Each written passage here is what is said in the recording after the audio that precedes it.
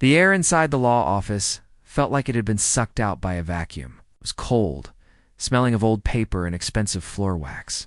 Alina sat on the edge of the stiff leather chair, her fingers nervously picking at a loose thread on her faded denim jacket. She didn't belong here. Opposite her, draped in cashmere and smelling of perfume that cost more than Elena's monthly rent, sat her stepmother, Catherine. Beside Catherine was her daughter Bianca, who was busy scrolling through her phone, looking like she'd rather be anywhere else than at a reading of a dead man's will. The lawyer, a man with thick glasses and a voice like dry sandpaper, cleared his throat. He didn't look up as he shuffled the papers. Alina's heart hammered against her ribs. It wasn't about the money for her. Her father, Thomas, hadn't been a rich man, or so she thought. He was a mechanic who spent his life with grease under his fingernails. But he was her best friend. Since he passed, the house had felt like a tomb, especially with Catherine already picking out new wallpaper before the funeral flowers had even wilted. "To my wife, Catherine," the lawyer began, his voice echoing in the silent room. "I leave the primary residence on Oak Street, all liquid savings accounts, and the luxury SUV." Catherine didn't cry. She simply nodded, a small, triumphant smirk tugging at the corners of her mouth. She reached over and patted Bianca's hand. Bianca didn't even look up from her screen. She just blew a bubble with her gum that popped with a loud, disrespectful snap. The lawyer turned a page, and to my daughter Maya. Alina, whose father always called her Maya as a nickname, leaned forward. She didn't want the house. She just wanted something of his. Maybe his old watch?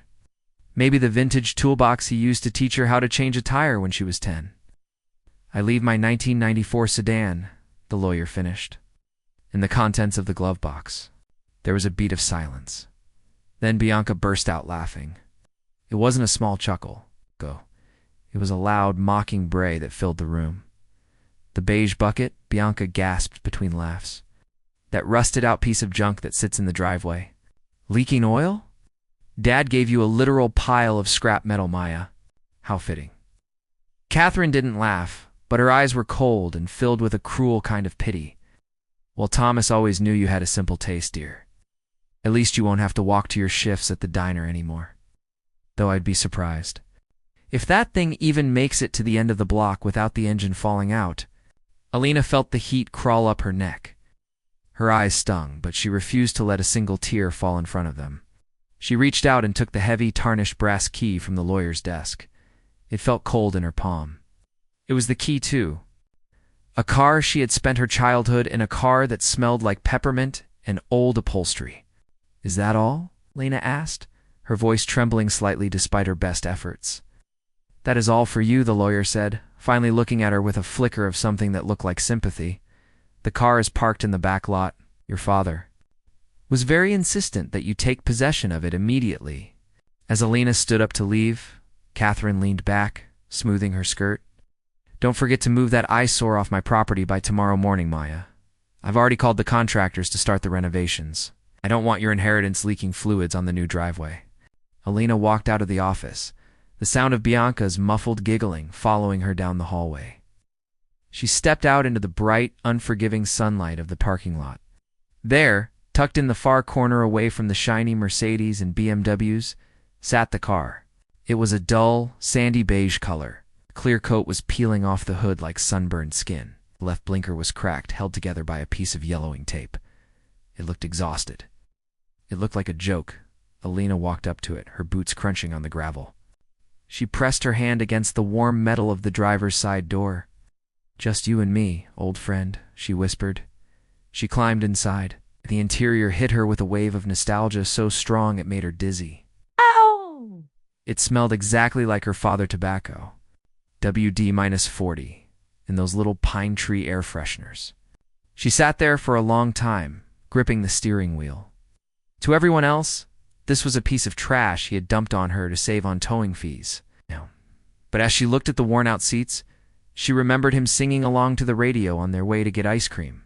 She turned the key in the ignition. The engine groaned, coughed once, twice, and then roared to life with a deep, surprisingly smooth rumble. She reached over to the glove box, remembering the lawyer's words. She popped the latch, swung open, hitting her knees. Inside wasn't a stack of cash or a hidden map. There was only a dusty owner's manual, a crumpled receipt for a battery from 5 years ago, and a small, hand-carved wooden bird something her father had whittled during his lunch breaks. Alina picked up the bird, her heart sinking. She searched the small compartment again, but it was empty. "That's it," she muttered, the disappointment finally breaking through. "Just the bird?" She tucked the wooden carving into her pocket and put the car in gear. The transmission shifted with a heavy clunk. As she drove out of the lot, she passed Catherine and Bianca getting into their brand-new SUV. Bianca held up her phone, filming Alina as the old sedan chugged past, blowing a small puff of gray smoke. Alina kept her eyes fixed straight ahead. She didn't see the way the floorboard hummed with a strange, heavy vibration. She didn't notice that the car sat much lower to the ground than a standard sedan of its model should. She only knew that she had been publicly humiliated, left with a gift that felt more like a burden. The rain didn't just fall that evening. It hammered down on the thin metal roof of the old beige sedan like 1,000 tiny drums. Maya sat in the driver's seat, her eyes fixed on the grand entrance of the Riverside Manor. It was the night of the Founders Gala, the biggest event in their small town. Usually, Maya would be at home, but tonight was different. The lawyer had mentioned that part of the will required her to attend this event to honor the family name. Even though she felt like she didn't have a family anymore, she looked at herself in the rearview mirror. She was wearing an old dress that had belonged to her mother. It was navy blue, slightly out of style, but the fabric was high quality. She'd spent 2 hours trying to fix her hair, but the humidity was already winning the battle. Suddenly, a bright pair of LED headlights blinded her through the mirror. A sleek white luxury SUV pulled up behind her, honking its horn aggressively. Maya knew that horn. It was her stepmother, Catherine. Maya tried to start the sedan, but the engine just groaned. She turned the key again. Cough, sputter, silence. "Oh, please, not now," Maya whispered, her forehead resting against the steering wheel. Outside, Catherine and her daughter, Chloe, stepped out of their SUV, shielded by a large umbrella held by a valet. They looked like royalty. Catherine was wearing a shimmering silver gown that probably cost more than the old sedan she was currently glaring at. Chloe was busy recording a video on her phone, laughing as she pointed it at Maya's car. "Look at this, guys," Chloe said to her followers, her voice loud enough to pierce through the sound of the rain. "The vintage queen is blocking the entire valet line. I think the car finally died of embarrassment." Catherine walked up to Maya's window and tapped on the glass with a manicured fingernail. Maya rolled the window down just an inch. "Maya, dear, you are making a scene," Catherine said, her voice dripping with fake concern. "If you can't afford a vehicle that actually functions, you really shouldn't try to attend events like this. You're blocking the path for people who actually belong here." "The engine is just cold, Catherine," Maya said, her voice steady despite the lump in her throat. "It's not cold, it's a corpse," Chloe chimed in, leaning over her mother's shoulder to get the car in the frame of her video. "Hey Maya, do you want me to call a tow truck? Or maybe a scrap metal dealer?" "I bet they'd give you $20 for this heap if you're lucky." The valet approached, looking awkward. "Miss, I'm going to have to ask you to move the vehicle. You're backing up the line." Maya felt her face burning. She turned the key one more time, praying to a father who wasn't there to hear her. Time. The engine roared not with its usual quiet hum, but with a violent, aggressive backfire. Bang! A thick, dark cloud of exhaust smoke billowed out from the tailpipe. Because of the heavy rain and the way the wind was blowing, the oily smoke didn't rise. It swirled directly toward Catherine and Chloe. Catherine screamed as the soot settled on her silver gown. Chloe dropped her phone in the mud, trying to cover her face. The crowd of wealthy donors standing under the awning gasped and then started to snicker. "My dress!" Catherine shrieked. "You did this on purpose. Ah, you've ruined a $10,000 gown with this." This filth. Maya didn't stay to argue. The car was finally running, though it was shaking violently. She shifted into gear and pulled away. The sound of Chloe's frantic screaming and the laughter of the onlookers fading behind her. She didn't go to the gala. She couldn't. She drove until she reached the old pier, the place where her father used to take her to watch the ships. She parked the car and killed the engine. The silence that followed was heavy. She felt like a failure. She had tried to be the bigger person, to show up and hold her head high. But the car, the only thing her father had left her, had turned her into a laughingstock. "Why, Dad?" she asked the empty passenger seat. "Why did you leave me with this? You knew they would treat me like this." In her frustration, she slammed her fist against the dashboard. The plastic creaked. She hit it again, and then, out of a sudden, desperate need to lash out, she kicked the floorboard near the passenger side. Clink! It wasn't a dull thud of metal on carpet. It was a metallic hollow sound, like something was loose. Maya frowned. She reached down, feeling around the edge of the heavy rubber floor mat. It was soaked with rainwater from her shoes, but as she pulled the mat back, she noticed that the carpet underneath wasn't glued down like the rest of the car. It had been neatly cut. She tugged at the carpet. Beneath it wasn't the rusted floor of an old car. It was a clean, reinforced steel plate with a small industrial latch. Her heart began to race. Her father was a mechanic, yes, but he was also a man who loved puzzles. He used to hide her birthday presents in the engine bay of his trucks, or inside the walls of the garage. She gripped the latch. It was stuck. She reached into the glove box and grabbed the small wooden bird he had carved for her. She looked at it closely. The beak of the bird was sharp and reinforced with a tiny bit of metal. She pressed the bird's beak into a small hole next to the latch. Click! The steel plate popped open an inch. Maya's hands were shaking so hard she could barely breathe. She pulled the plate back, inside the dark, hidden compartment. There were several heavy objects wrapped in oil-stained rags. She reached in and pulled the first one out. It was heavy, much heavier than it looked. As she unwrapped the rag, the dim light from a nearby street lamp caught something. It wasn't a tool. It wasn't a letter, it was a bar of gold. A solid, gleaming brick of yellow metal, stamped with a seal Maya didn't recognize. She reached back into the hole. There was another, and another. Underneath the bars sat a flat leather case. She opened it to find a stunning necklace made of emeralds and diamonds, the lost jewelry that Catherine had claimed was stolen by a burglar. Years ago, Maya sat in the dark, the rain still pouring outside, holding enough wealth to buy Catherine's house 10 times over. But more than the gold, she felt a sudden, overwhelming sense of peace. Her father hadn't abandoned her. He had protected her. He knew that if he gave her money, Catherine would find a way to sue her for it. But by giving her trash, he had given her a fortress that no one would ever think to look inside. She looked at the gold, then at the wooden bird, and finally at the muddy, dented dashboard of the old car. "Sorry I doubted you, Dad," she whispered. She realized then that the car hadn't backfired because it was broken.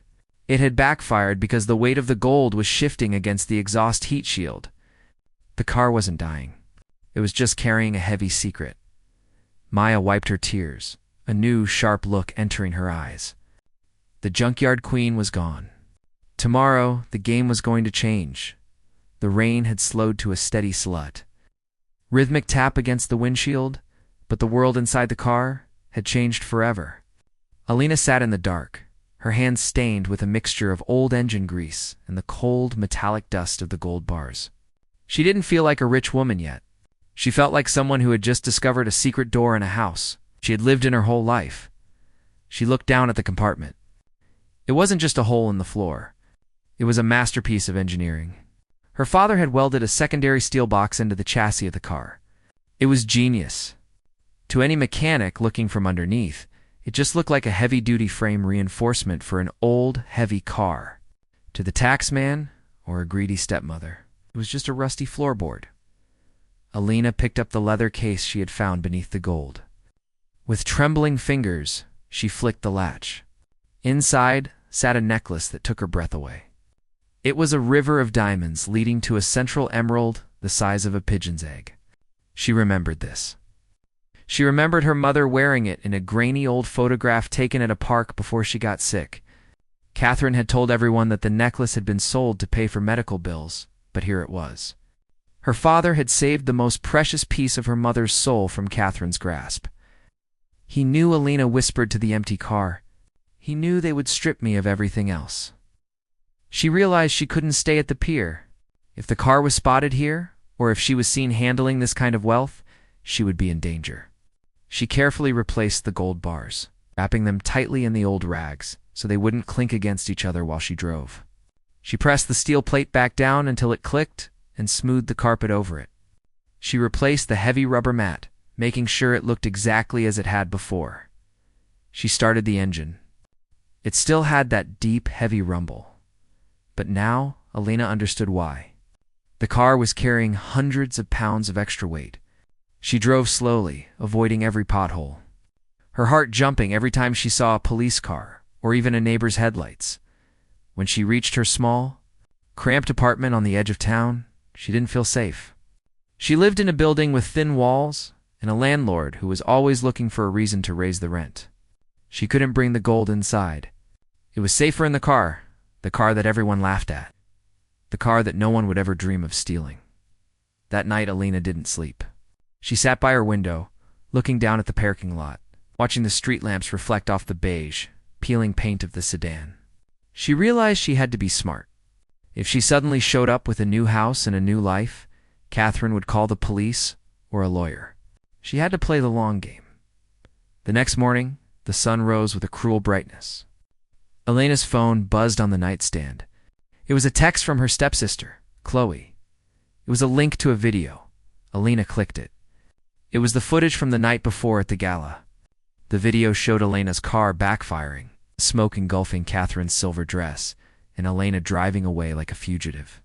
The caption read, "When your inheritance is literally trash. Someone get this girl a bus pass? Hashtag junkyard queen, hashtag broke life." The comments were even worse. People from their town were laughing, calling her a disgrace to her father's memory. Alina felt a flash of hot anger, but it was quickly replaced by a cold, sharp clarity. Let them laugh. Let them think she was starving. The more they looked down on her, the less they would look at what she was actually doing. She dressed in her work uniform, a simple polo shirt and khakis, and headed to the diner. She worked her shift like any other day, pouring coffee for grumpy truck drivers and cleaning up spilled syrup. She even took an extra shift when her manager asked. Halfway through the afternoon, Catherine and Chloe walked into the diner. They didn't come to eat. They came to gloat. They sat at a booth in the center of the room, and Catherine waited until Alina was nearby to speak loudly. "Oh, look, Bianca," Catherine said, using her daughter's middle name to sound more sophisticated. "Our little mechanic is still working for tips. I thought for sure she'd be busy polishing her vintage sedan today." Chloe giggled, tossing a crumpled $5 bill on the table. "Here, Alina, this is a tip for the smoke show last night. Maybe you can use it to buy a can of paint for that heap." Alina took the bill with a calm smile that seemed to unsettle them. "Thank you, Chloe. Every bit helps." "I'm serious, Maya," Catherine said, leaning forward. "That car is a public nuisance. I've already spoken to the homeowners association. You aren't allowed to park that eyesore in the neighborhood anymore. I've had it officially declared as abandoned property since it's on my driveway. You have until sunset to move it, or I'm having it towed to the crusher." Lena's heart stopped. "You can't do that. It's my legal property. It's a fire hazard," Catherine snapped. "And since you don't have the money to fight me in court, I suggest you go move your little toy before the tow truck arrives at 6 p.m. They walked out, feeling victorious. Alina stood there, a coffee pot in her hand, watching them leave. She had 3 hours. If that car went to the crusher, the gold, the jewelry, and the evidence of her father's true intentions would be flattened into a cube of scrap metal. She didn't panic. She went to the back, took off her apron, and told her manager she had an emergency. She ran to the parking lot and jumped into the beige sedan. She didn't drive to the house. Instead, she drove to an old, dusty warehouse district on the other side of the tracks. She looked for a specific sign. Miller's Private Storage, secure and confidential. She pulled up to the gate. An old man with a squint came out of the shack. "Help you?" "I need a climate-controlled unit. One big enough for a car? And I want to pay for 5 years in advance," Alina said. The man looked at her faded clothes and then at the rusted car. "That's going to cost you, girlie. We're tacking thousands." Alina reached into her pocket. She didn't pull out a gold bar. That would be stupid. Instead, she pulled out a small, old-fashioned coin purse she had found in the car's hidden compartment earlier that morning. It was filled with rare silver dollars her father had collected. "Will this cover the deposit?" she asked, showing him the coins. The man's eyes widened. He knew coins. He picked one up, his thumb tracing the date. 1921 peace dollar. ... Uncirculated. "Where'd you get these?" "My father. He was a collector," she said firmly. "Do we have a deal?" 10 minutes later, the beige sedan was backed into a dark, dry storage unit. Alina stepped out and looked at it. It was safe. No one could touch it here. No one could tow it. But as she was about to lock the unit, she noticed something she hadn't seen before. On the back of the driver's seat, there was a small leather tab. She pulled it, and a hidden pocket opened. Inside was a set of bank records and a small leather-bound diary. She opened the diary. It wasn't a daily journal. It was a log of every cent Catherine had stolen from her father over the last 10 years. It had dates, amounts, and even photocopies of forged signatures. Her father hadn't just left her gold. He had left her a weapon. Alina locked the storage unit and walked out into the cool evening air. She didn't have a car anymore, and she had a long walk back to her apartment. But for the first time in her life, she felt like she was the one holding all the cards. The metal door of the storage unit groaned as Maya slid it shut, the heavy padlock clicking into place with a sound that felt like a final punctuation mark. She stood in the dusty hallway of the warehouse district, her heart still hammering against her ribs. Behind that thin metal door sat a rusted car that was worth more than the entire street she grew up on. But she couldn't touch it yet. She couldn't sell a single bar of gold or wear a single diamond from her mother's collection. To do so would trigger a series of questions she wasn't ready to answer. She walked back toward the bus stop, her feet aching in her cheap work shoes. As the bus rattled through the city, she clutched her backpack to her chest. Inside, hidden in the lining, was her father's leather-bound diary. This was the real treasure. The gold would give her a life of luxury. But the diary would give her justice. When she arrived back at her apartment, she saw a bright yellow notice taped to her door. It was an eviction warning. Catherine didn't just own the family house. She had ties to the local real estate board. She was squeezing Maya from every angle, trying to force her out of town so there would be no one left to remember the man Thomas really was. Maya walked inside, ignored the notice, and sat at her small kitchen table. She opened the diary. Her father's handwriting was neat, the script of a man who measured twice and cut once. As she read, the air in the room seemed to turn cold. The records showed that, for the last 5 years of her father's life, Catherine had been systematically draining his business accounts. She had set up ghost companies' businesses that didn't exist and paid them for supplies that were never delivered. Every time her father had been stressed about the mortgage or the shop's rising costs, it wasn't because business was bad. It was because his wife was robbing him blind. The most heartbreaking entry was dated just 3 months before his passing. It read, "She thinks I don't know. She thinks I'm just a tired old man who can't read a balance sheet. I can't confront her yet not until I've secured Maya's future. If Catherine knows I'm onto her, she'll hide the rest. I have to make myself look like a fool so my daughter can live like a queen." Maya let out a shaky breath. Her father had spent his final days playing the part of a failing, broke man just to keep Catherine's greed focused on the easy money while he moved the real wealth into the one place she would never look, the car she despised. The next morning, Maya didn't go to the diner. She took the bus to the city's historic district, to a small, unassuming office with a brass plate that read Holloway and Associates Forensic Accounting. She walked inside and met a woman named Mrs. Gable. Mrs. Gable was older, with sharp eyes and a no-nonsense bun. Maya didn't show her the gold. She showed her the diary and the photocopies of the forged signatures. "My stepmother says my father died penniless," Maya said, her voice low. "I think she made sure he died that way." Mrs. Gable spent an hour flipping through the pages, her brow furrowed. She looked up at Maya over her spectacles. "If these records are accurate, your stepmother didn't just commit a civil wrong. This is grand larceny and systematic fraud. But to prove it, we need the original bank statements that match these entries. Catherine likely has them locked in the home office. I can't get into that house, Maya said. She changed the locks the day after the funeral. And we wait, Mrs. Gable said.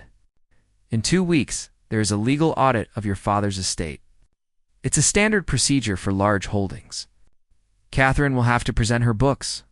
If she presents forged ones, and we have these, well, that's when the trap closes. For the next 10 days, Maya lived a double life. She continued to work at the diner, letting the grease settle into her skin and the tired circles grow under her eyes. She wanted Catherine to see her struggling. One afternoon, Chloe came into the diner with a group of friends. They sat at a table and ordered the most expensive items on the menu, only to leave them half-eaten. When Maya came over to clear the plates, Chloe held up her phone. Okay, Maya, look. The tow truck went to the house to get your car, but it was gone. Did it finally dissolve into a puddle of rust? Or did you push it into the river? The girls laughed. Maya didn't look up as she stacked the dirty plates. I moved it, Chloe. It's in a safe place. A safe place. You mean a junkyard? Chloe mocked. My mom is furious, by the way. She wanted to watch that thing get crushed. She says you're hiding it because you think it's worth something. It's pathetic, really. Hanging on to a piece of junk because you have nothing else? Alice. She looked Chloe directly in the eyes. For the first time, she didn't look hurt. She looked ... amused. You're right, Chloe, Maya said softly. I have nothing else. Just memories. Chloe blinked, confused by the lack of a reaction. Whatever. Just make sure you don't miss any of the crumbs on the table. You're going to need every cent of that tip for your bus fare. As they walked out, Maya realized that her father's plan was working perfectly. Their arrogance was their blind spot. They were so busy looking down on her that they couldn't see the ground shifting beneath their own feet. The night before the audit, Maya returned to the storage unit. She didn't go for the gold. She went for the car's registration papers hidden in the glove box. As she sat in the driver's seat, she reached under the dashboard. Feeling for a small lever her father had mentioned in a hidden note within the diary. She pulled it, and a small panel near the steering column popped open. Inside was a flash drive and a set of keys to a safety deposit box at a bank 2 towns over. Maya took the flash drive to a library and plugged it into a computer. Her heart stopped. It was video footage. Her father had installed a small, hidden security camera in his home office years ago. Disguised as a smoke detector, the video showed Catherine sitting at his desk, laughing with a man Maya didn't recognize, a local lawyer. They were discussing how to prepare the will to ensure Maya got nothing but the car, which they believed was worthless. He's so proud of that old sedan, Catherine said in the video, her voice sharp and mocking. He thinks it's a symbol of his hard work. I'll let the girl have it. It'll be a constant reminder of how much of a failure he was. The man in the video chuckled. It's perfect. It keeps her from contesting the real assets. By the time she realizes there's no money left in the accounts, we'll have moved it all to the offshore fund. Maya watched the screen, her jaw tight. She wasn't crying anymore. She felt a cold, hard resolve. They hadn't just stolen money. They had insulted a good man's soul. She downloaded the files, made 3 copies, sent one to Mrs. Gable. The next morning, the sun rose on the day of the audit. Maya dressed in the same navy blue dress she had worn to the gala. It was clean and pressed. She didn't look like a millionaire, but she looked like a woman who was ready. She arrived at the lawyer's office 10 minutes early. Catherine and Bianca were already there, looking impatient. Catherine was wearing a bright red suit, the color of a predator. I don't know why you're here, Maya, Catherine said, not even looking at her. This is a formality. The estate is settled. You have your car. We have the rest. There's nothing left to discuss, it's actually a new voice said. Mrs. Gable walked into the room carrying a heavy briefcase.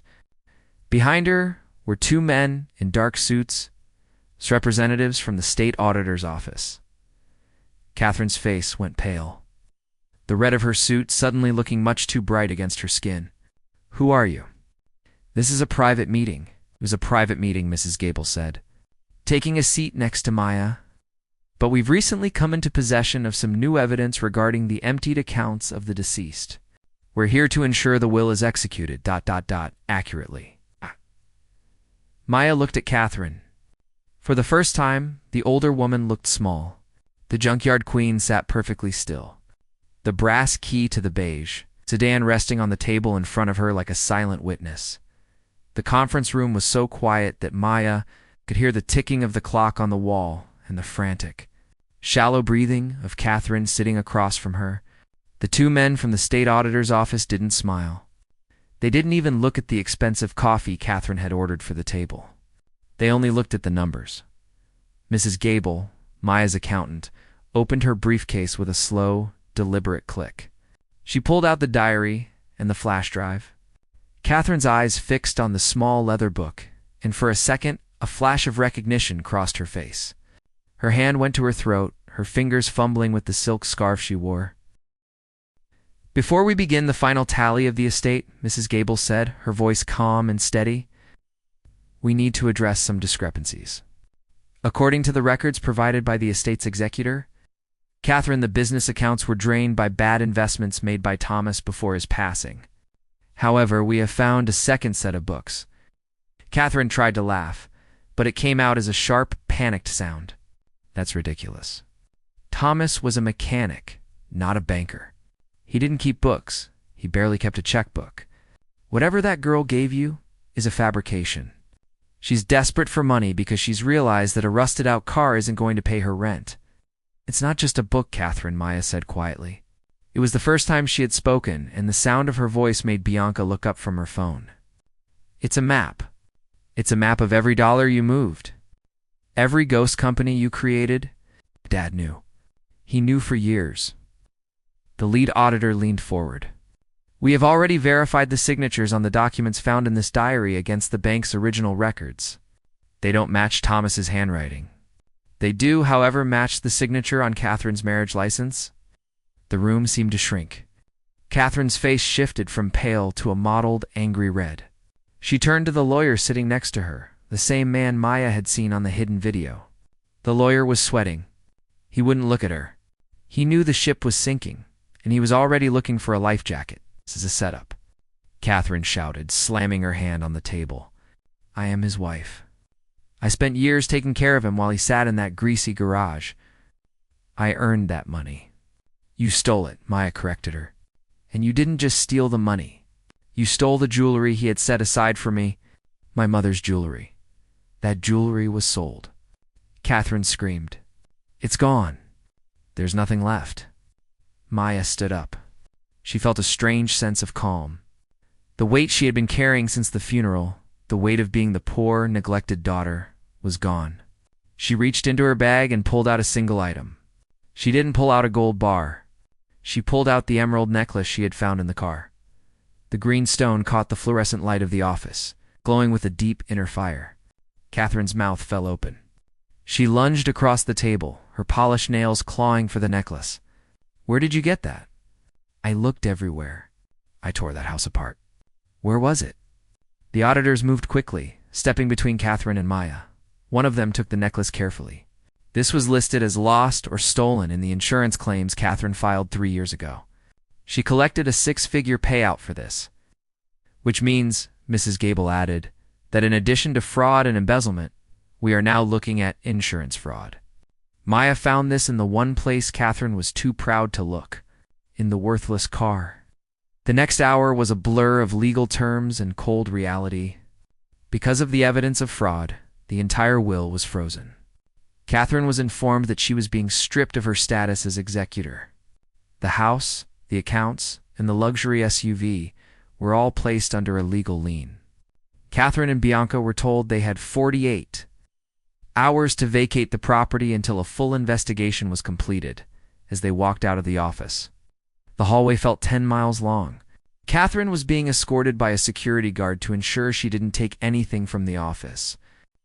Bianca was crying, her phone finally put away, looking at Maya with a mixture of fear and confusion. What are we supposed to do? Bianca wailed. Where are we going to go? Maya stopped. She looked at the woman who had spent years making her feel small. making her feel like she was nothing more than the dirt under her father's fingernails. "You have the luxury SUV," Maya said, her voice devoid of malice. "I'm sure you can sell it. Or maybe you can find someone to give you a tip at a diner." Maya didn't wait for a response. She walked out to the street, where a taxi was waiting. She didn't go back to her apartment. She went to the storage unit. She slid the door open. The old beige sedan sat there, covered in a thin layer of dust. It looked humble. It looked ordinary. But to Maya, it was the most beautiful thing in the world. She sat on the hood of the car and waited. An hour later, a heavy armored truck pulled up to the warehouse. 3 men in uniforms stepped out, followed by a professional appraiser Maya had hired through Mrs. Gable. Maya opened the hidden compartment. As the rags were pulled away and the gold bars were stacked on the concrete floor, the appraiser whistled. He picked up a bar, checking the weight and the stamp. 99% pure, he whispered. "Your father didn't just save money, miss. He bought this when gold was a fraction of today's price. He was hedging against everything. This is a fortune, including the jewelry. You're looking at enough to buy the whole block." Maya nodded. "I don't want the whole block. I just want to go home." 2 weeks later, the dust had settled. Catherine and Bianca were living in a small 2-bedroom apartment on the far side of town, waiting for their court dates. The luxury SUV had been repossessed to pay for the legal fees. Maya stood in the driveway of her father's house. The for sale sign had been taken down. She had used a small portion of the gold to buy the house back from the estate, ensuring that it stayed in the family. She wasn't wearing a designer suit or a silver gown. She was wearing her old jeans and a clean t-shirt. She looked toward the garage. The door was open, and inside sat the beige sedan. She had spent the last 3 days cleaning it. The rust was gone. The paint had been polished until it shone like a sandy pearl. The engine had been tuned to perfection. She sat on the porch steps, holding the small wooden bird her father had carved. A car pulled up to the curb. It was a local reporter, someone who had heard the rumors about the secret gold car. "Miss, is it true?" the reporter asked, holding a microphone. "Is it true your father hid a literal king's ransom in a junker just to keep it away from your stepmother?" Maya looked at the house, then at the garage, and finally at the reporter. She smiled, but it wasn't a smile for the cameras. It was a smile for the man who had loved her enough to be a villain in the eyes of the world so she could be a victor in her own life. "He didn't hide gold," Maya said, her voice clear and strong. "He hid his love. He just knew that only the people who cared about the person inside the car would ever be worthy of what was underneath the floorboards." She stood up and walked toward the garage. She had a lot of work to do. She was going to reopen her father's shop. She was going to teach young girls how to change tires, how to fix engines, and how to look past the rust to find the value in things that the rest of the world had thrown away. As she pulled the garage door shut, the last bit of sunlight caught the chrome bumper of the old sedan. It didn't look like a piece of junk anymore. It looked like a trophy. Maya turned off the lights, the key to the sedan heavy and warm in her pocket. She was no longer the girl who had been mocked. She was the woman her father knew she could be. And as she walked into the house, she knew that somewhere, in a garage in the sky, her father was finally cleaning the grease off his hands and smiling. The trial had been short. The evidence Maya provided, the hidden videos, the ledger of stolen funds, and the recovered jewelry left Catherine with no room to move. The woman who had once draped herself in silk and looked down on everyone from her high horse was now facing years of community, service, and a massive repayment plan that would take her the rest of her life to complete. Bianca, stripped of the wealth she hadn't earned, had been forced to take a job at a local department store. For the first time in her life, she was learning the value of $1, and the lesson was a bitter one. But Maya didn't spend her time thinking about them. She had too much to do. She had used a small portion of the gold to fully renovate her father's old workshop. She didn't turn it into a high-tech cold facility. Instead, she kept the old wooden workbenches and the smell of peppermint and oil. She added a classroom in the back, where she invited teenagers from the neighborhood to learn the basics of mechanics for free. One afternoon, a young girl named Nina walked into the shop. She was dragging her bicycle. The chain snapped, and the frame dented. She looked at the polished beige sedan sitting in the corner of the showroom, and then at Maya, who was covered in a light dusting of grease. "Is it true?" Nina asked, her voice small. "My mom said you found a treasure in that old car. She said, you're the richest person in town, but you still spend your days under a hood." Maya wiped her hands on a rag and knelt down to look at the bike. "Well, Nina, your mom is half right. I did find a treasure, but it wasn't just the gold. The gold was just a tool my dad gave me to keep the lights on. The real treasure was the car itself. It taught me that people will show you who they really are when they think you have nothing." She picked up a wrench and gestured toward the sedan. Everyone saw rust. Everyone saw an old engine. They laughed because they thought value was something you could see from the outside. But my dad knew that the strongest things are built deep inside, where no one thinks to look. As the months passed, the beige sedan became a local legend. People would stop by the shop just to see it. Some offered to buy it for incredible amounts of money, thinking it was a lucky car. A wealthy collector once offered Maya enough to buy a fleet of brand new sports cars. Maya had looked at the man, then at the car, and laughed. "Sir, this car isn't for sale. It's my father's voice." "You don't sell your father's voice." The final piece of justice came on a Tuesday afternoon. A delivery truck pulled up, and a man dropped off a heavy crate. Inside was the final recovery from Catherine's ghost accounts. It wasn't more gold, but something far more precious to Maya, her father's original toolbox. The one he had started his business with 40 years ago. Catherine had hidden it in a storage unit, hoping to sell it for its vintage value. Maya opened the lid. The tools were worn, the handles shaped by years of her father's grip. She placed the box on the workbench next to the sedan. The circle was finally complete. That evening, as the sun began to set, Maya took the sedan out for a drive. She didn't go to a fancy restaurant or a high-end gala. She drove out to the old pier, the same place where she had sat crying in the rain months before. She parked the car and turned off the engine. The silence was peaceful. She reached over and patted the passenger seat. She didn't need to look under the floorboards anymore. The gold was going to move to a secure bank to fund the school, and the shop, but the car felt just as heavy as it ever had. It was heavy with memories. Heavy with the weight of a daughter who finally understood her.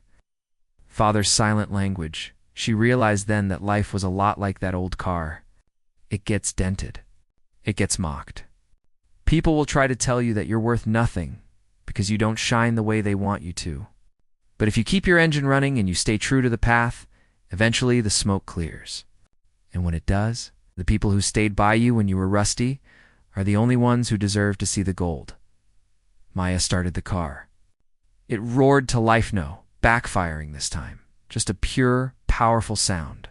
She drove back toward the lights of the town. Her father's wooden bird hanging from the rearview mirror, swinging gently in the breeze. She was home.